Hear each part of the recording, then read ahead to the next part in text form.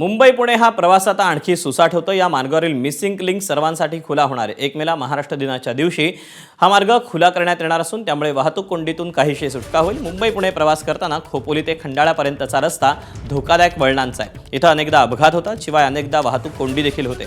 यावर पर्याय म्हणून मिसिंग लिंक प्रकल्पाद्वारे लोणावळा आणि खंडाळा घाट वगळून थेट बोगदा तयार करण्यात आला।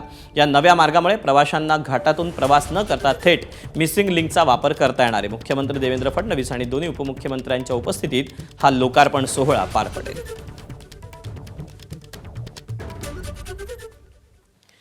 दरम्यान हा मिसिंग लिंक प्रकल्प आहे तरी काय पाहूया।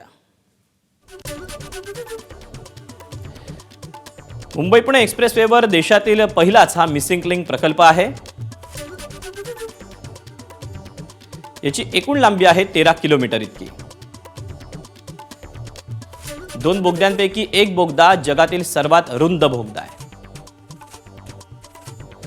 बांधकामासाठी ऑस्ट्रेलियन तंत्रज्ञानाचा वापर करण्यात आला आहे आणि गुणवत्तेची चाचणी डेन्मार्क कंपनीकडून करण्यात आली आहे।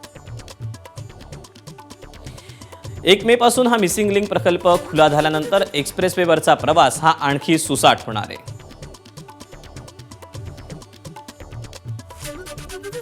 दरम्यान या मिसिंग लिंकचे फायदे काय तेही पाहूया।